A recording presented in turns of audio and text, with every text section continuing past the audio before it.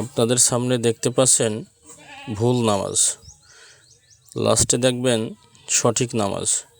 সমাজের অসংখ্য লোক এভাবে ভুল নামাজ পড়তে থাকে, আমরা সংশোধন করারও চেষ্টা করি না।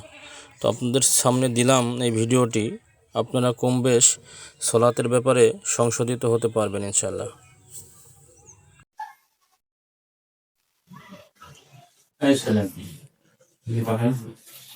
কতদিন নামাজ পড়ছো ভাই?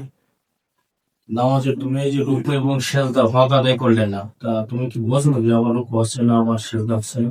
এটা থেকে বলেন আগে নামাজ তো এভাবে বললেই তো আল্লাহ রসুল একটি হাদিসে বলেছেন যে নামাজকে 3 ভাগে ভাগ করা হয়েছে। এক ভাগ অজু, এক ভাগ রুকু, আরেকটি ভাগ আছে সেজদা।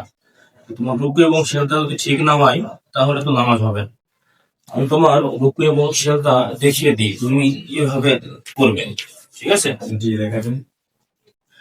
ওখানে দাঁড়িয়ে তারপরে তাহরিমা এ করে দুই সূরা ফাতিহার সঙ্গে আরেকটি সূরা মিলাও, ঠিক আছে?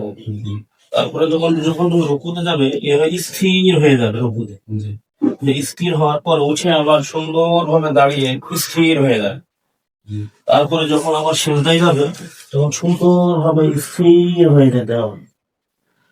উঠতে হবে আবার এই জায়গায় সুন্দরভাবে স্থির হয়ে যেতে হবে।